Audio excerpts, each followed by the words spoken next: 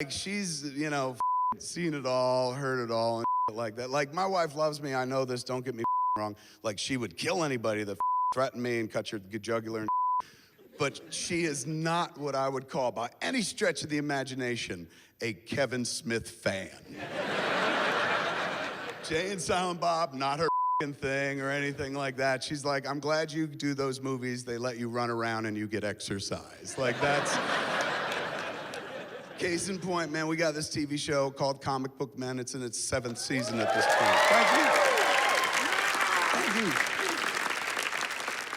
I don't tell you that like to be like 7 seasons, look at my big fat TV dick. Like, not at all. It has nothing to do with us. We follow one of the most watched programs on the planet, The Walking Dead. So if anything, it's Robert Kirkman's big TV dick, and we just surf on it till midnight. You know?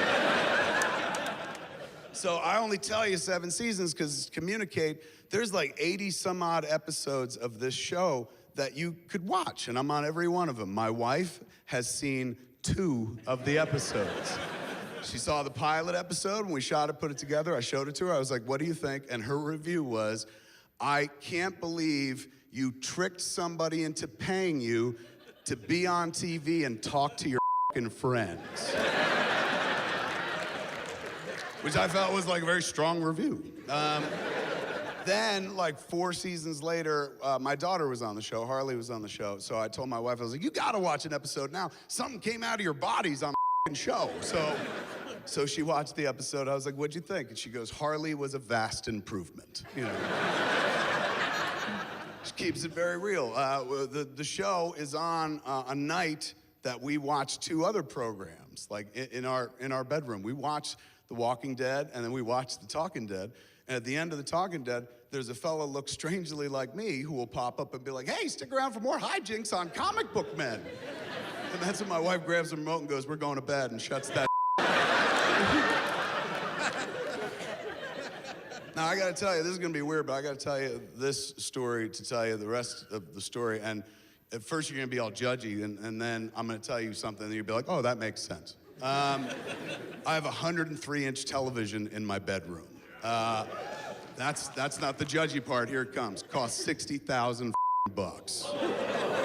Crazy, right? I didn't buy it. I would never pay 60. Now, you can't be judgy. I didn't buy it. It was given to me, man. I would never pay $60,000 for a TV. I wouldn't pay $60,000 for anything unless you could live in it, drive it, or it blew you until the day you died. Like, that's...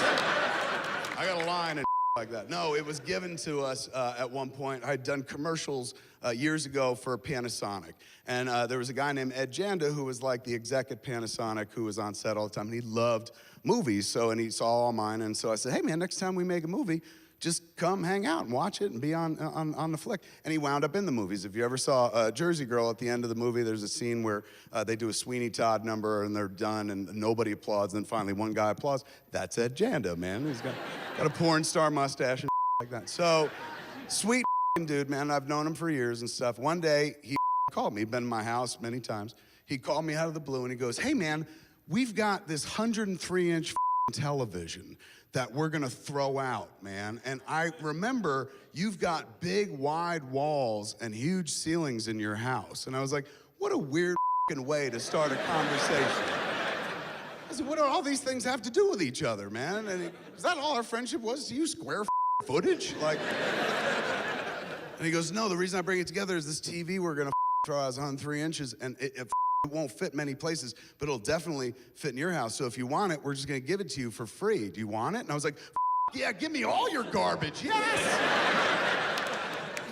Yes, I was like, what's wrong with it, man? Was it assembled on an ancient Indian burial ground? Is it cursed? And he goes, no, they used it for the Olympics. It was for coverage for the Olympics, so it's not meant for home use. It's basically a big graphics TV where they point to like, this is what happened and like that. Problem is, it has no speakers, so you'd have to buy speakers. I was like, I'll buy the speakers, man. For a free 103-inch television, the speakers. I'll stand next to it and translate for whoever's watching.